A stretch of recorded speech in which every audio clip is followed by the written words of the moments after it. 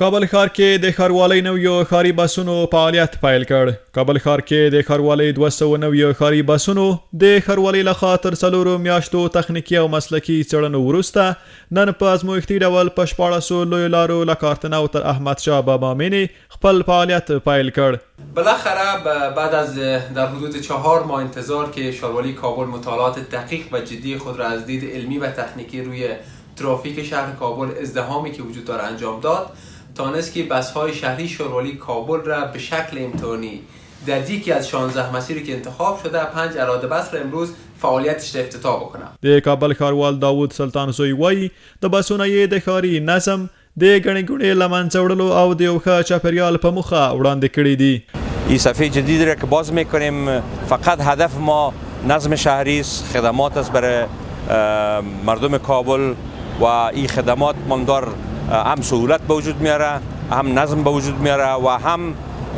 از نگاه محیط زیست وقتی که ما تعداد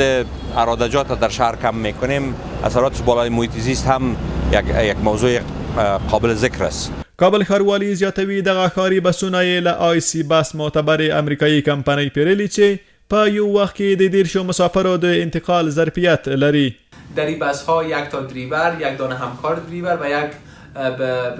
گاردی که نظم میبخشه به مسافرین که در داخل بس هستند. در این بس ها به 24 مسافر در روی چوکی ها می نشینند و تنها 6 تا 8 نفر در مابین راهرو به گونه مشخص بر اساس همون معیاری که وجود داره ایستاد میشن. د دوی په خبره په دغه بسونو سره به د خلکو په اقتصادي ژوند کې د پام وړ مثبت بدلونونه راشي او تر ډیره به د ښار ګڼه ګوڼه له منځه یوسي. دغه بسونه به له 5 ترمینلونو او 240 تمځایونو کې د ښار په بېلابېلو سیمو کې د ښاریانو د سهولت په موخه فعالیت کوي چې ټول تمځایونه یې د ښاروالۍ لخوا په ښه ډول جوړ شوي دي. ما با موجودیت ایستگاه هایی که ما داریم که در 264 ایستگاه در 22 ناحیه شهر کابل میشه، با موجودیت اینها تانستیم که بس ها را فعال بسازیم و به گونه پایدار بعد از چندین هفته شما شاید خواهد بدین که در 16 مسیری که انتخاب شده این بس ها فعالیت داشته باشند. کابل ښاروال داوود سلطان زوی وایي له دې بسونو ساتنه او مراقبت د هر افغان ملي او ایماني وجیبه ده چې باید په ښه ډول یې ترسره کړي. راکبین محترم، ما خواهش میکنیم که در مورد همکاری با اینا جدی باشن، هم در بخش